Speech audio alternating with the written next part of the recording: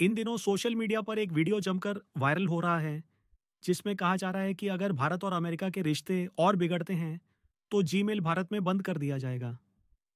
दावा किया गया कि जीमेल बंद हुआ तो यूपीआई, व्हाट्सएप और फेसबुक जैसी सेवाएं भी ठप पड़ जाएंगी।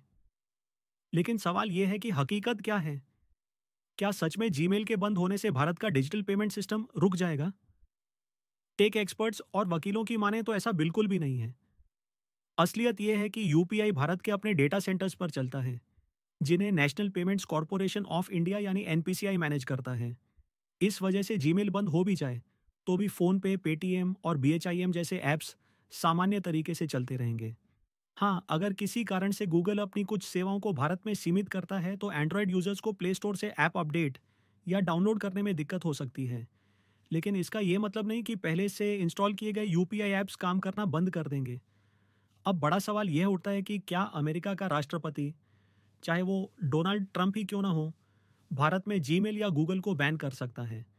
इस पर विशेषज्ञों का कहना है कि किसी भी संप्रभु देश में विदेशी राष्ट्रपति सीधा बैन नहीं लगा सकते।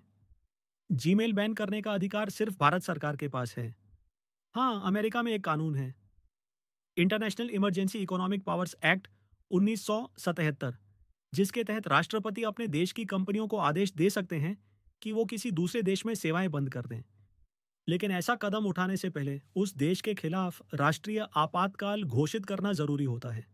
इतना ही नहीं, गूगल जैसी कंपनी भारत जैसे बड़े बाजार को यूं ही छोड़कर अपना नुकसान क्यों करेगी? इसलिए यह दावा कि जीमेल बैन होने से भारत का डिजिटल सिस्टम ठप हो जाएगा, महज अफवाह और गलतफहमी है।